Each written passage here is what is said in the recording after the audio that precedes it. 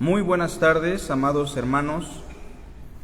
Sean bienvenidos al estudio que estamos llevando los jueves sobre los acontecimientos finales o la materia de la escatología. Estamos abordando de manera muy especial el tema del anticristo. En la primera sesión se explicó a partir de los documentos juaninos, es decir, a partir de las cartas de Juan, cuál es el concepto o la idea apostólica de un anticristo. Y se explicó claramente en esa ocasión que el anticristo no es uno, sino muchos. Han surgido muchos anticristos a lo largo de la historia del cristianismo. Personas, doctrinas, cosas, filosofías que van en contra de Jesús de Nazaret, que van en contra de su obra. Y precisamente se explicaba que Jesús de Nazaret, cuando habló sobre los acontecimientos finales, también enseñó no sobre un anticristo, sino sobre el levantamiento de muchos falsos cristos. En ese sentido, lo que buscamos en la primera sesión fue dejar sembrada esa idea de que el anticristo no es algo exclusivo de un personaje en particular que se va a levantar al fin de los tiempos, sino que incluso, como dice Juan, todo aquel que estaba entre nosotros, pero salió de nosotros, es considerado un anticristo. Todo aquel que niega la doctrina del Hijo es un anticristo. En ese sentido, los anticristos están más cerca de lo que pensamos y han surgido mucho a lo largo de la historia del cristianismo. Posteriormente a esa primera sesión, decidimos abordar diferentes pasajes en donde se habla de personajes anticristianos. El primer personaje anticristiano o el primer anticristo al cual nos referimos hace 8 días fue precisamente un hombre del Imperio Romano que fue general y llegó a ser emperador de Roma por 2 años, el cual se llamó Tito. Tito de la dinastía Flavia o Tito Flavio, quien en el año 70, como general de los ejércitos romanos, destruyó Jerusalén y el templo, profanó el templo, fue adorado dentro del templo, colocó en el templo imágenes de los dioses del ejército romano y sus soldados lo veneraron como si fuese Dios en el templo de Dios. Pasajes que probablemente apuntan a este acontecimiento, o que no probablemente, que más bien apuntan a ese acontecimiento, pues es Daniel capítulo 9, versículo 26 y 27, el pueblo de un príncipe que ha de venir destruirá el santuario y la ciudad, lo cual se confirma en Mateo capítulo 24, versículo 15, Cristo lo dijo: cuando vean en el lugar santo la abominación desoladora de la que habló el profeta Daniel en el capítulo 9, versos 26 y 27, entonces los que estén en Judea huyan a los montes. Y se da lo que conocemos, ese fenómeno llamado la gran tribulación. Pero fue Tito, ese personaje descrito tanto en Daniel 9 como en Mateo, Marcos y Lucas, pasajes escatológicos que hablan de la profanación del templo.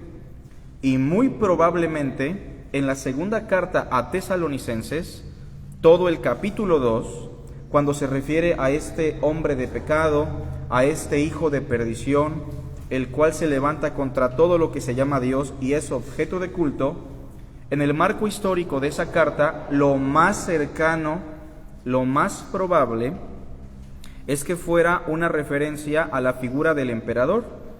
Y mi opinión, que es de alguna manera simplemente mi opinión, porque aquí no puedo asegurar nada por la complejidad del capítulo 2 de la segunda carta a Tesalonicenses, es que ese personaje de manera muy intencional fue el general Tito, quien llegó a ser también el emperador de Roma durante 2 años.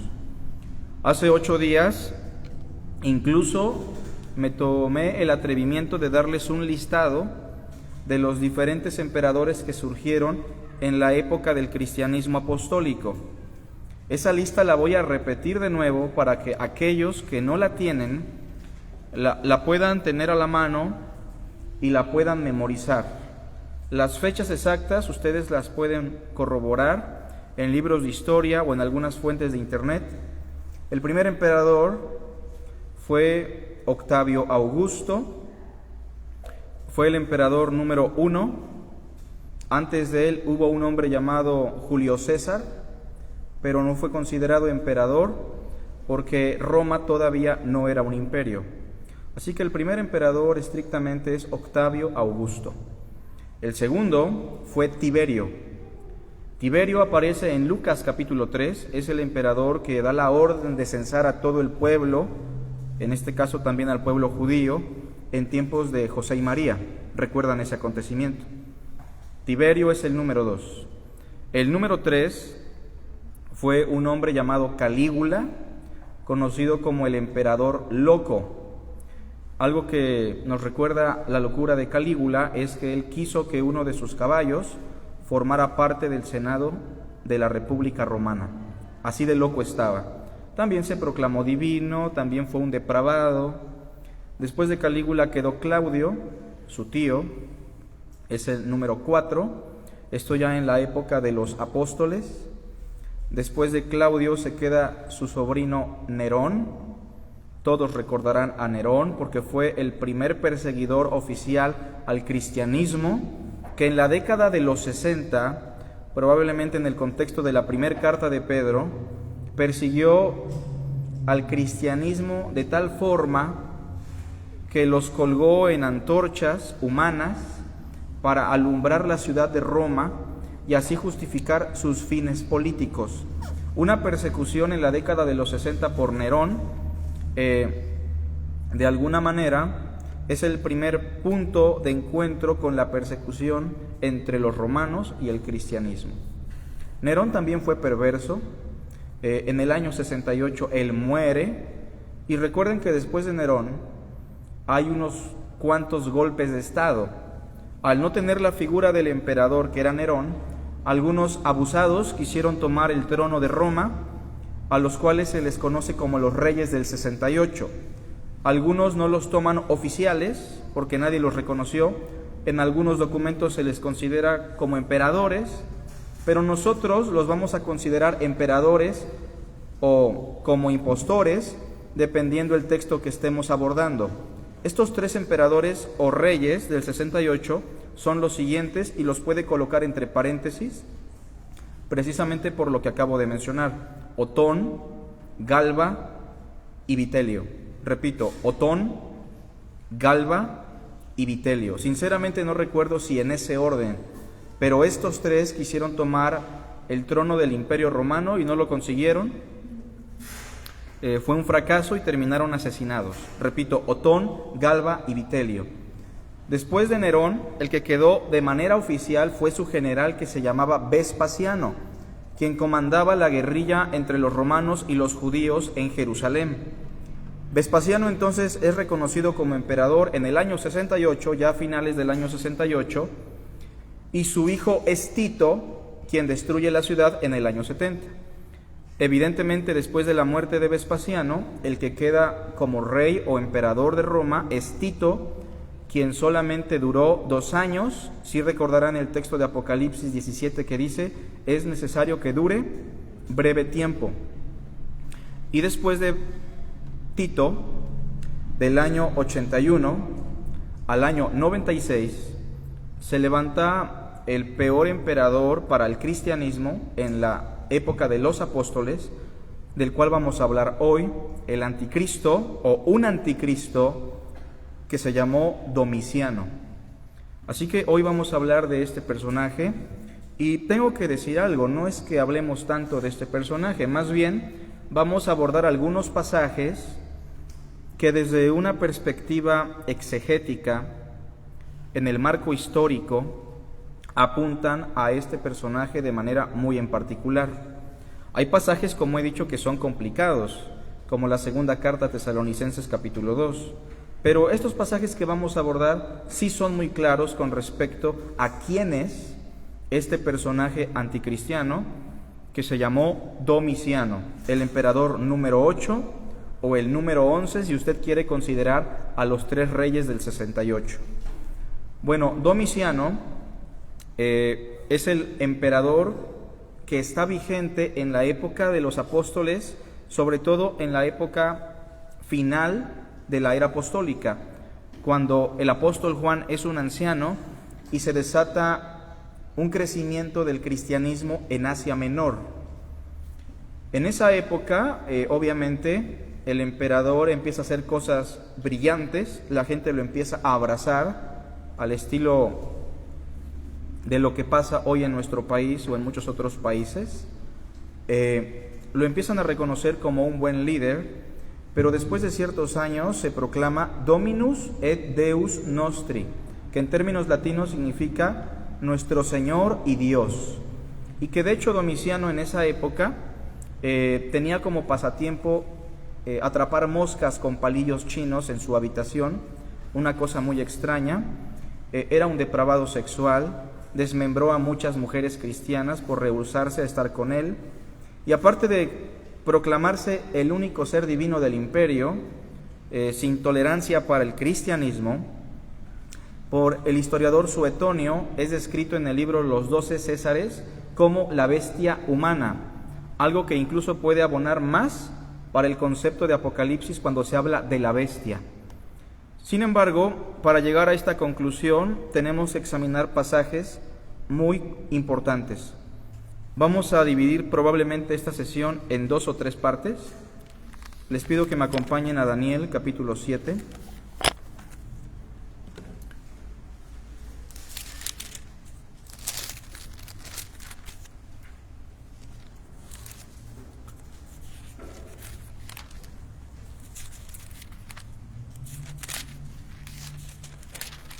Bueno, ustedes saben que el libro de Daniel es un libro que se divide en 2 secciones. Del capítulo 1 al capítulo 6, el libro de Daniel nos habla sobre la vida personal de Daniel y sus amigos, ¿verdad? De eso nos habla Daniel del 1 al 6, de la vida personal del profeta Daniel y sus 3 amigos, a quienes apodaron Sadrach, Mesach, Abednego. Del capítulo 7 al capítulo 12 lo que tenemos es una porción apocalíptica que fluye a través de un recurso constante que es el símbolo. Así que la segunda sección de Daniel es altamente simbólica, se considera como una parte de naturaleza apocalíptica, y es en esta última sección donde el profeta Daniel habla al menos de 3 anticristos diferentes. Tito, en el capítulo 9, ya lo vimos hace 8 días, el pueblo de un príncipe que ha de venir, destruirá la ciudad y el santuario. Otro anticristo del que habla Daniel, en el capítulo 8 y en el capítulo 11, es de un rey griego seleucida conocido como Antíoco Epífanes, quien profanó el templo por ahí del 160 antes de Cristo. Eso lo van a encontrar en el capítulo 8 y en el capítulo 11. Pero también habla de un tercer anticristo del que estamos hablando precisamente hoy, el emperador Domiciano, quien estuvo del 81 al 96 después de Cristo. Bueno, y los pasajes que son intencionales en referencia a Domiciano, al menos aquí son 2, pero vamos a examinar el más claro, que es Daniel 7. Voy a citar algunas fechas, y si usted quiere profundizar sobre el tema, es necesario que usted se dedique un tiempo especial para poder corroborar todas estas cosas, y también que usted pueda involucrarse un poco con la naturaleza de los documentos apocalípticos. Si tiene el interés, su servidor le puede aportar algo por ahí para que usted pueda avanzar más en esta comprensión. 7.1.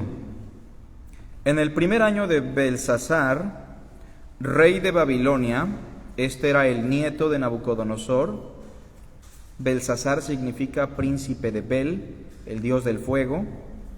Bueno, en ese primer año del nieto de Nabucodonosor, rey de Babilonia, tuvo Daniel un sueño y visiones de su cabeza mientras estaba en su lecho. Luego escribió el sueño y relató lo principal del asunto. Bueno, a través de una revelación por medio de un sueño, Daniel va a poner por escrito cosas muy importantes. Verso 2. Daniel dijo: miraba yo en visión de noche, y he aquí que los 4 vientos del cielo combatían en el gran mar, y 4 bestias grandes, diferentes la una de la otra, subían del mar. La visión tiene que ver con 4 bestias en particular.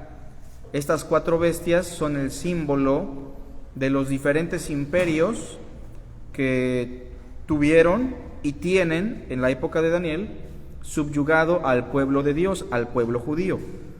La primera bestia aparece en el verso 4. La primera era como león y tenía alas de águila. Yo estaba mirando hasta que sus alas fueron arrancadas y fue levantada del suelo y se puso enhiesta sobre los pies a manera de hombre, y le fue dado corazón de hombre. Esta es la primera bestia. El símbolo central, un león. No se les debe de olvidar. Verso 5. Y he aquí otra segunda bestia, semejante a un oso, la cual se alzaba de un costado más que del otro, y tenía en su boca 3 costillas entre los dientes. Y le fue dicho así: levántate, devora mucha carne. Después de esto miré, y he aquí otra semejante a un leopardo, con 4 alas de ave en sus espaldas. Tenía también esta bestia 4 cabezas, y le fue dado dominio. En las primeras 3 bestias, el símbolo medular, en la primera es el león, en la segunda es el oso, y en la tercera es el leopardo. La cuarta bestia la vamos a leer al final, pero es una bestia que no tiene nada que ver con las 3 anteriores. Esta es una bestia espantosa y terrible, feroz, que devora y pisotea. Está por encima de las demás. Bueno, empecemos con la primera bestia del verso 4. Anotamos, si es que usted gusta anotar, el imperio babilonio o el imperio de los caldeos. Y voy a explicar por qué. El imperio babilonio o el imperio de los caldeos, comandado por el rey Nabucodonosor. Comandado por el rey Nabucodonosor, les doy la fecha, el 605 antes de Cristo al 539 antes de Cristo. Ese fue el reinado de los babilonios, quienes tenían por cabecilla en un inicio al famoso rey de la Biblia en el Antiguo Testamento, el rey Nabucodonosor. En el 605 inicia oficialmente su imperio caldeo o babilónico, después de ganar la batalla de Carquemis al rey de Egipto o al faraón de Egipto, Necao. Entonces inicia un proceso que se conoce como el exilio. En el 605 no solamente le gana la batalla en Carquemis al faraón, que era algo así como el protector de Israel, porque tenían algo así como una alianza de guerra para protegerse entre ambos, algo que no es inusual, porque a la fecha siguen esas alianzas con otros países, pero es algo muy normal. Pero cuando cae el rey de Egipto ante Nabucodonosor, Nabucodonosor entra a Israel, llega a la ciudad de Jerusalén, saquea el templo y se lleva en el 605 a los jóvenes que tenemos en los primeros 6 capítulos, Daniel y sus amigos.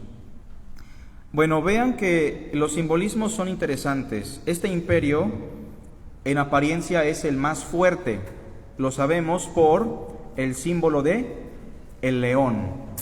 ¿Qué bestia más fuerte que el león?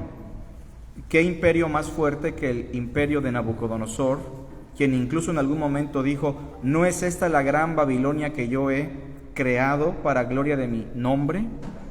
Pero noten que no solamente es la fuerza lo que caracteriza a este imperio, sino también la velocidad, porque se usan otros símbolos. Tenía alas de águila. No solamente es un imperio poderoso, sino que también es un imperio que se extiende de manera muy rápida.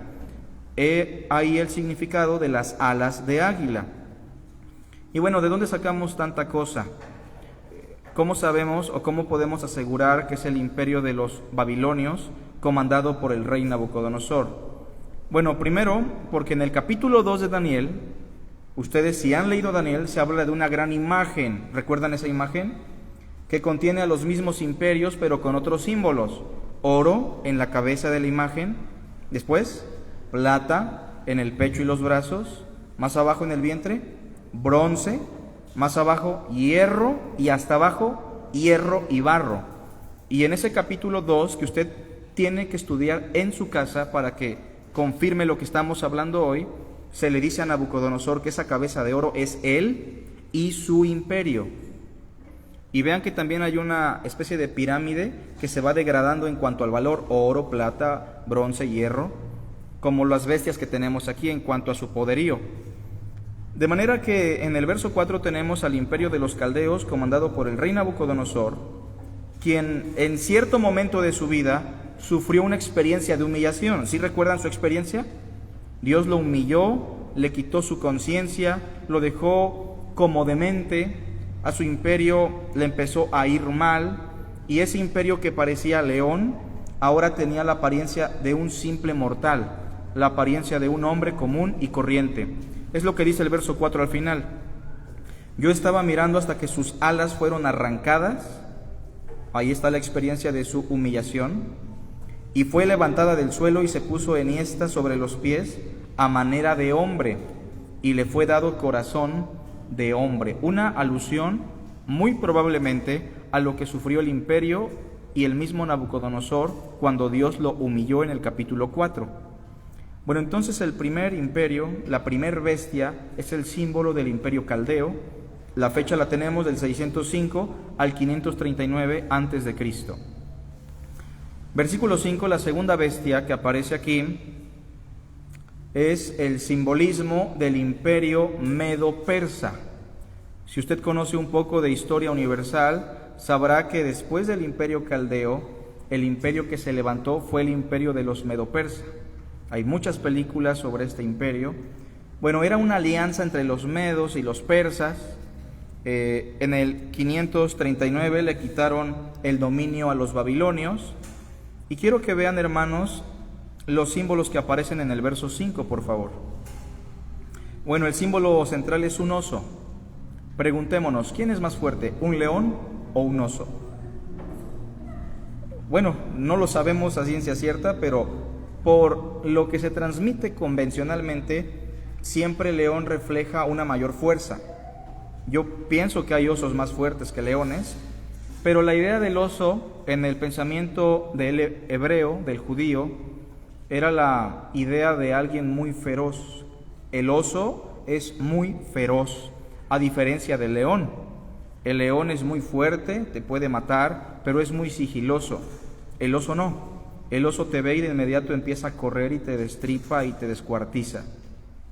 Y es una característica en el imperio de los medo-persas. Fueron personas terribles que desmembraron, descuartizaron y pisotearon como quisieron a sus súbditos. Noten que este oso tiene una cuestión en particular. Dice que este oso se alzaba de un costado más que del otro, ¿lo notan? Eso es una alusión en el contexto del libro a la alianza medo-persa, precisamente. Los medos no eran tan fuertes como los persas, pero ambos eran el mismo equipo, eran una alianza, y por eso se ve ese desequilibrio, ese desbalance. Noten también en el versículo 5 que este animal o esta bestia tenía en su boca 3 costillas entre los dientes, y le fue dicho así: devora mucha carne. Si quiere entender mejor las costillas, le recomiendo leer el capítulo 8 de Daniel, pero estas 3 costillas son el símbolo de los 3 puntos cardinales o las 3 zonas que llegó a dominar el imperio de los Medo-Persa. Hasta aquí yo espero que todos estemos conectados y que estemos entendiendo esto. El imperio Medo-Persa dominó del 539 al 331 antes de Cristo. Si alguna vez usted vio la película de 300, ¿alguien la vio alguna vez? Esta película, bueno, precisamente fue el siguiente imperio del que vamos a hablar ahorita, el que desplaza por completo a los Medo-Persa, el imperio de los greco-macedónicos. Versículo 6, se habla de la tercera bestia. Después de esto miré y he aquí otra semejante a un leopardo. ¿Cuál es la característica del leopardo? Velocidad, ¿no? Realmente un leopardo es fuerte, pero difícilmente puede matar a 3 varones si van armados con un arma de filo. Es muy difícil. De hecho, en África existen algunas tribus que los cazan mínimo con 3 varones y no tienen armas de fuego, porque el leopardo no es muy fuerte, es feroz, te puede matar si estás solo y no tienes un arma, pero su fortaleza es la rapidez. Pero aparte de ser un leopardo, este imperio tiene 4 alas de ave en sus espaldas. Es más rápida que la primer bestia, ¿verdad? Porque la primer bestia solo tenía 2, pero esta tiene 4 alas de ave. Aparte es un leopardo. ¿Cuál es el resultado de estos simbolismos? Esta bestia es muy, pero muy rápida. Para mayor información, el capítulo 8 les va a servir también. Versículo 6. Tenía también esta bestia 4 cabezas y le fue dado dominio. Repito, si usted quiere confirmar lo que estoy diciendo, tiene que leer el capítulo 8 y el capítulo 2.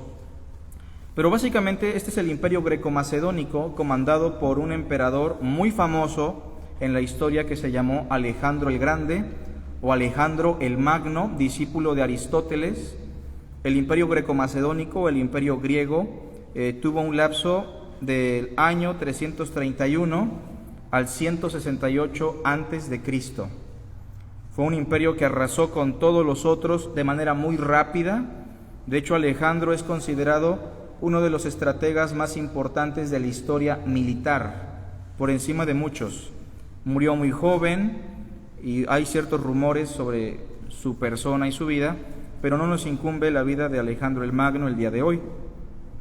Las 4 cabezas que están en el verso 6 al final de esta bestia, en el capítulo 8 se explican como los 4 generales que sucedieron a Alejandro el Magno. Alejandro muere, el imperio no se destruye gracias a que había 4 generales principales que llegaron a apropiarse diferentes zonas del imperio griego. Los Ptolomeos en la zona sur por Egipto, los Seleucidas en la Tierra Santa, que sería Palestina, los Casandros rumbo a Asia y los Lisímacos en la zona de Europa. Eso lo pueden confirmar por el capítulo 8 y por la historia del imperio de los griegos. Y ahora sí, hermanos, vamos a la última bestia, que es la que nos interesa, pero hasta aquí hemos dado por sentado que las primeras 3 son el símbolo de imperios, obviamente anticristianos, antidios, que subyugaron al pueblo de Dios, que lo maltrataron, pero que eso formó parte del trato amoroso de Dios para Israel en su momento, en esa época llamada el exilio. Después del imperio de los griegos, se levanta un imperio terrible, que a la fecha sigue vivo, bajo la cobija de la religión y bajo la cobija de la espiritualidad, que es el imperio romano del año 168 al 476. 168 antes de Cristo y 476 después de Cristo. El imperio llega hasta esa época en su aspecto militar y político, en la caída de Constantinopla. Pero, repito, ese imperio sigue vivo, no de manera militar y política, sino de manera espiritual y religiosa. Lo vamos a explicar poco a poco. Bueno, este es el imperio de los romanos. Y ya de ahí se levantan otros imperios que no se describen aquí y que no vale la pena mencionar. Pero vamos al texto que nos interesa, hermanos. Versículo 7. Después de esto miraba yo en las visiones de la noche, y he aquí la cuarta bestia, espantosa y terrible, y en gran manera fuerte, la cual tenía unos dientes grandes de hierro, devoraba y desmenuzaba, y las obras hollaba con sus pies. Y era muy diferente de todas las bestias que vi antes de ella, y tenía 10 cuernos. Esta bestia es peor, ¿o no? Esta bestia es la combinación suprema de las otras 3 que acabamos de examinar. Esta es la misma bestia que aparece en Apocalipsis. La bestia de Apocalipsis dice que tenía el aspecto de un leopardo, de un oso y de un león. Son las mismas características que tenemos acá atrás, pero combinadas en esta última bestia. Bueno, esta bestia es terrible. La característica central al final del verso 7, que deben recordar y si quieren anótenlo, son 10 cuernos. 8. Mientras yo contemplaba los cuernos, debemos mencionar que el poder de un animal radica regularmente o en su boca, en sus dientes, y algunos animales muy en particular tienen su poder en sus cuernos. Pensemos en un cabrito. ¿Tiene forma de defenderse? Un venado. ¿Tiene forma de defenderse? Sí, sus cuernos. Un toro, sus cuernos. Y los cuernos en la literatura apocalíptica se usan como un símbolo de poder. Vean en el versículo 8, mientras yo contemplaba los cuernos, he aquí que otro cuerno pequeño salía entre ellos. Y delante de él fueron arrancados 3 cuernos de los primeros, y he aquí que este cuerno tenía ojos como de hombre y una boca que hablaba grandes cosas. ¿Cómo se le llama a este cuerno en escatología? Convencionalmente se le llama el cuerno pequeño, y es que sí se describe como un cuerno pequeño, pero con ciertas características muy anticristianas. ¿Cuáles son esas características? Primero, este cuerno, debemos decir, es un ser humano. Tenía ojos como de hombre, aunque es un símil, sabemos que se refiere a un ser humano. Pero tenía una boca que hablaba grandes cosas. No se refiere a cosas hermosas, sino a blasfemias, a cosas que van en contra de Dios y en contra de su pueblo. Este cuerno pequeño es un anticristo definitivamente. Verso 9. Estuve mirando hasta que fueron puestos tronos, y se sentó un anciano de días, ya muy viejo, cuyo vestido era blanco como la nieve y el pelo de su cabeza como lana limpia, su trono llama de fuego y las ruedas del mismo fuego ardiente. Es una descripción de Dios el Padre en términos simbólicos. Un río de fuego procedía y salía de delante de él, millares de millares le servían y millones de millones asistían delante de él. El juez se sentó y los libros fueron abiertos. Es un símbolo del día del juicio. 11. Yo entonces miraba a causa del sonido de las grandes palabras que hablaba el cuerno, miraba hasta que mataron a la bestia y su cuerpo fue destrozado y entregado para ser quemado en el fuego. Habían también quitado a las otras bestias su dominio, pero les había sido prolongada la vida hasta cierto tiempo. Miraba yo en la visión de la noche y he aquí con las nubes del cielo venía uno como un hijo de hombre, que vino hasta el anciano de días y le hicieron acercarse delante de él. Este personaje que se describe como un hijo de hombre, ¿saben a quién se refiere? Definitivamente el Mesías. El anciano de días, Dios el Padre, le va a entregar el reino. ¿Se entiende? Le va a entregar todo el dominio para que subyugue a las bestias que anteriormente acabamos de mencionar. 14. ¿Qué le fue dado a este hijo de hombre? Dominio, gloria, reino, para que todos los pueblos, naciones y lenguas le sirvieran. Su dominio es dominio eterno que nunca pasará, y su reino uno que no será destruido. En Apocalipsis 5, ¿recuerdan ustedes cuando Dios el Padre le entrega a Dios el Hijo un libro con 7 sellos? ¿Sí recuerdan ese simbolismo? Es lo mismo que tenemos aquí. Es como si le entregara el dominio del universo, pero a través de un documento, a través de una escritura oficial sellada con 7 sellos, lo cual era muy común de documentos muy importantes de la época. pero básicamente es lo mismo. 15. Lo que nos interesa es lo que sigue, hermanos. Se me turbó el espíritu a mí, Daniel, en medio de mi cuerpo, y las visiones de mi cabeza me asombraron. Me acerqué a uno de los que asistían y le pregunté la verdad acerca de todo esto, y me habló y me hizo conocer la interpretación de las cosas. Aquí viene la interpretación, hermanos. Vamos a confirmar. Estas 4 grandes bestias, ¿qué son? 4 reyes.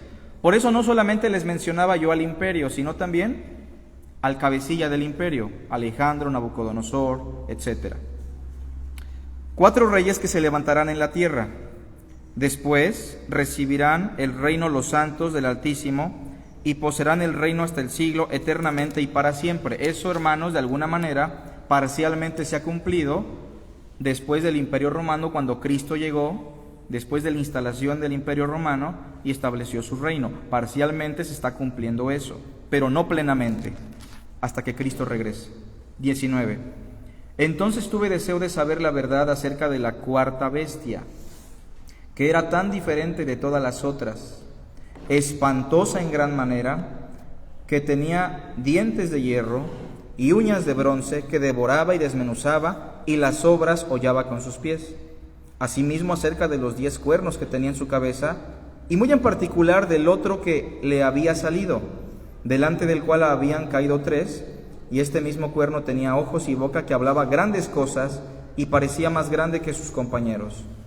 Y veía yo que este cuerno hacía guerra contra los santos, y los vencía. Este cuerno pequeño es un anticristo, ¿verdad? Porque persigue a los santos y los vence. Da una persecución, una matanza al pueblo de Dios. 22. Hasta que vino el anciano de días y se dio el juicio a los santos del Altísimo, y llegó el tiempo y los santos recibieron el reino. Dijo así, escuchemos bien: la 4ª bestia será un 4º reino en la tierra. ¿Qué imperio es? ¿Qué reino es? El romano. Sigue diciendo, el cual será diferente de todos los otros reinos, y a toda la tierra devorará, trillará y despedazará. Y los 10 cuernos significan que de aquel reino se levantarán 10 reyes. Saquen cuentas, hermanos, por favor. 10 reyes. ¿Cuál es el primero? Octavio. Después Tiberio. Número 3 Calígula. 4 Claudio. 5 Nerón. Vamos a contar a los 3 que no contamos en Apocalipsis: Otón, Galba, Vitelio, después Vespasiano, y número 10 Tito. Hasta ahí. Entonces, de Octavio a Tito tenemos los 10 reyes de esta bestia. ¿Se entiende? Sigan leyendo conmigo. Versículo 24. Y los 10 cuernos significan que de aquel reino se levantarán 10 reyes, y tras ellos se levantará otro. ¿Quién es el número 11? Precisamente es Domiciano. Por eso nos atrevemos a pensar con mucha firmeza que este cuerno pequeño es un anticristo definitivamente, pero que en la historia del cristianismo fue el emperador Domiciano, el número 10, porque aquí Daniel sí está considerando a los 3 del 68 que colocaron entre paréntesis. Vean, versículo 24, y tras ellos se levantará otro, ese es Domiciano, el cual será diferente de los primeros, y a 3 reyes, ¿qué dice? Derribará. Esos 3 reyes derribados por la dinastía Flavia, por Domiciano y su familia, ¿quiénes son? Otón, Galba y Vitelio. ¿Se dan cuenta? No es tan complicado si nos vamos al contexto y al marco histórico del pasaje. Es complicado cuando nos imaginamos cosas futuras que pensamos van a ocurrir, o cuando a través del internet, los libros, películas, predicadores, adoptamos ideas absurdas que no tienen un sustento objetivo y exegético de la palabra de Dios. Pero me parece que hasta aquí es muy sencillo entenderlo. Versículo 25. Y hablará palabras contra el Altísimo, o sea, palabras en contra ¿de quién? De Dios, de Cristo. Y a los santos del Altísimo quebrantará, y pensará en cambiar los tiempos y la ley, cosa que definitivamente hizo. Y serán entregados en su mano temporalmente. Digo temporalmente porque lo que sigue es una expresión simbólica en números judíos del 3,5. Tiempo, tiempos y medio tiempo significa temporalmente. Es una expresión numérica, la mitad del 7. El 7 simboliza lo eterno. ¿Cuántas veces debes perdonar a tu hermano? 7, 70 veces 7. El 3,5 en la literatura apocalíptica se usa como el símbolo de lo temporal. No habla específicamente de un periodo como muchos llegamos a pensar. Ahora vamos a platicar un poco de Domiciano, hermanos. Y aquí ustedes tienen que hacer una investigación. Hay un libro que se llama Los 12 Césares del historiador romano Suetonio, que les recomiendo. Lo van a encontrar hasta en 30 pesos en la Rueca de Gandhi o en alguna otra tienda de Jalapa. Les recomiendo también un documento que se llama Digno es el Cordero, de Ray Summers. Ese no lo van a encontrar, pero yo se los puedo proporcionar. Bueno, Domiciano, el cuerno pequeño, el número 11. Habla grandes blasfemias en contra del Altísimo. Por ahí del año 91 aproximadamente, se proclamó en términos latinos Dominus et Deus Nostri, Señor y Dios nuestro.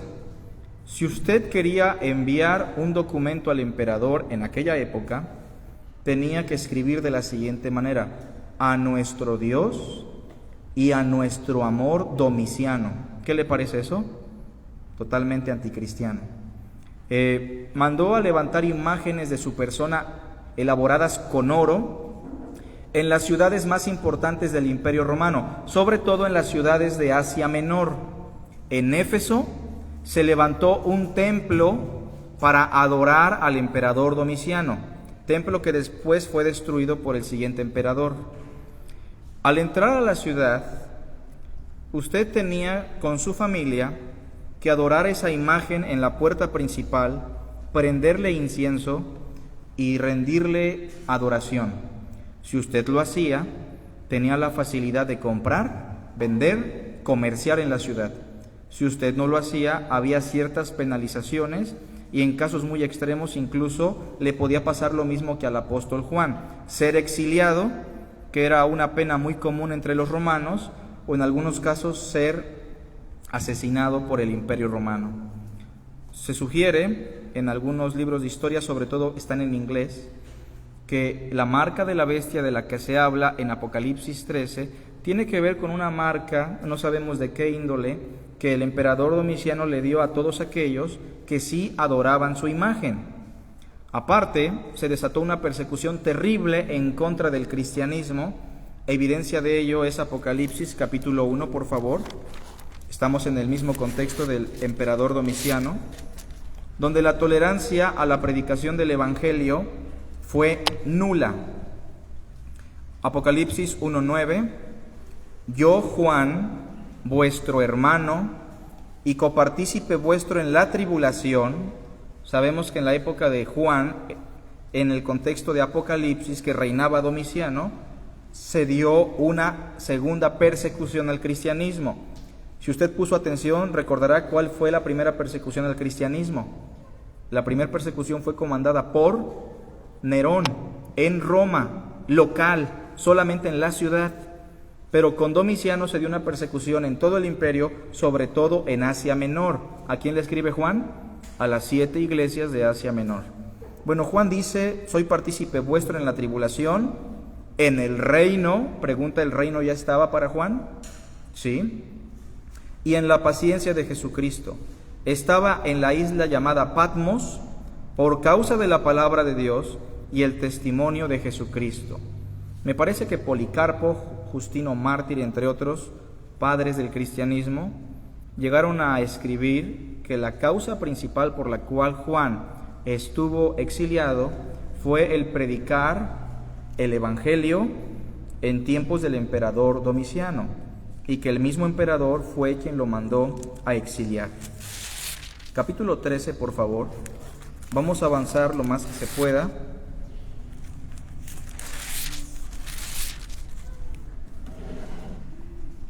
¿Sí recuerdan que en el capítulo 17 de Apocalipsis se da la lista de emperadores también? Pero ahí no se dan 11. Juan no considera a los 3 reyes del 68.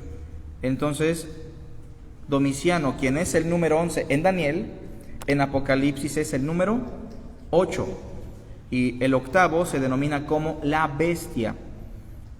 Pero recuerden que para Daniel la bestia es el emperador y es el imperio a la vez, las dos cosas. Verso 1. Me paré sobre la arena del mar y vi subir del mar una bestia que tenía 7 cabezas. Ya explicamos qué son esas 7 cabezas anteriormente. Explicábamos que son los 7 reyes de Roma. Y 10 cuernos, que en el contexto de Juan no se debe confundir con Daniel. Son los reyes que apoyan al imperio romano. Y en sus 10 cuernos, 10 diademas, y sobre sus cabezas un nombre blasfemo. 2. Si tienen buena memoria, les va a ayudar muchísimo el 2. Y la bestia que vi era semejante a un leopardo. ¿Les viene a la mente leopardo? Y sus pies como de oso. ¿Les viene a la mente el oso? Y su boca como boca de león. Esta bestia no es Babilonia, no son los medo-persa, no son los griegos, son los romanos en tiempos de Juan. Pero los romanos poseen todas las virtudes, todo el poderío, toda la agilidad y toda la ferocidad que tenían los otros imperios. ¿Se entiende por qué la combinación? Y esta bestia, que es el imperio romano, tiene un comandante principal, invisible, pero real. ¿Quién? Y el dragón le dio su poder y su trono y grande autoridad. Todos los imperios, por lo regular, declinan y terminan bajo el dominio del dragón o del maligno. Todos los imperios, mis hermanos, tienen una influencia altamente diabólica. Todos. Cristo fue tentado con eso. ¿Qué le dijo Satanás? Todos los reinos del mundo están bajo mi potestad, y a quien quiero se lo puedo dar. En cierta manera tenía razón. ¿Por qué? Porque todo el mundo está bajo el maligno. Y en este caso la influencia de los emperadores, la influencia del imperio, estaba dirigida por el dragón. Vamos a simplemente notar algunos pasajes. Dentro de 8 días voy a explicar bien el capítulo 13. Más adelante, por favor, verso 5. A esta bestia, se dice, se le dio boca que hablaba grandes cosas y blasfemias. ¿Les recuerda algo? Yo creo que sí. Y se le dio autoridad para actuar 42 meses, 3 y medio, temporalmente, es la idea. Es el símbolo con otra expresión. Y abrió su boca en blasfemias contra Dios. En Daniel dice contra el Altísimo, para blasfemar de su nombre, de su tabernáculo y de los que moran en el cielo. Y se le permitió hacer guerra contra los santos y vencerlos. También se le dio autoridad sobre toda tribu, pueblo, lengua y nación. Y la adoraron todos los moradores de la tierra, cuyos nombres no estaban escritos en el libro de la vida del Cordero que fue inmolado desde el principio del mundo. Versículo 15. Hablando de las imágenes del emperador Domiciano, y se le permitió infundir aliento a la imagen de la bestia. Pregunta, ¿esas estatuas, esas imágenes tenían vida? No, pero desde una perspectiva, ¿te podían matar? Pues sí, si no la adoras, es como si tuviese vida propia, porque te llevaban a la muerte o al exilio. E hiciese matar a todo el que no la adorase. 16. Y hacía que a todos, pequeños y grandes, es decir, ricos y pobres, libres y esclavos, se les pusiese una marca en la mano derecha o en la frente, y que ninguno pudiese comprar ni vender, sino el que tuviese la marca o el nombre de la bestia, o el número de su nombre. Aquí hay sabiduría, hermanos. El que tiene entendimiento cuente el número de la bestia, pues es número de hombre. ¿Cuál es su número? 666. Lo vamos a explicar a detalle, pero basta con decir que estamos ante otro símbolo numérico. Los números para los hebreos representan conceptos, sobre todo en la literatura apocalíptica. Cuando yo le pregunto a usted cómo está, usted responde muchas veces 2 que 3. ¿Qué quiso decir con eso? Más o menos. Hermano, ya me cayó el 20 de lo que estudiamos el jueves. Ya entendí. Hermano, yo amo 1000, 8000 a mi pareja. Y así usamos los números como conceptos que en nuestra cultura los entendemos muy bien, ¿o no? Bueno, el número 6, en el pensamiento hebreo, es el número que representa al hombre. De hecho, ahí lo dice, ¿no? ¿Es número de qué? De hombre. ¿En qué día fue creado el hombre? En el sexto. El hombre fue creado en el día sexto. ¿Qué número representa a Dios? El 7. ¿La perfección? El 7. ¿Lo sagrado? El 7. Bueno, ¿el hombre es igual a Dios? No. ¿Pero es la criatura que más se asemeja a Dios? Casi es 7, pero no es 7. Es un hombre.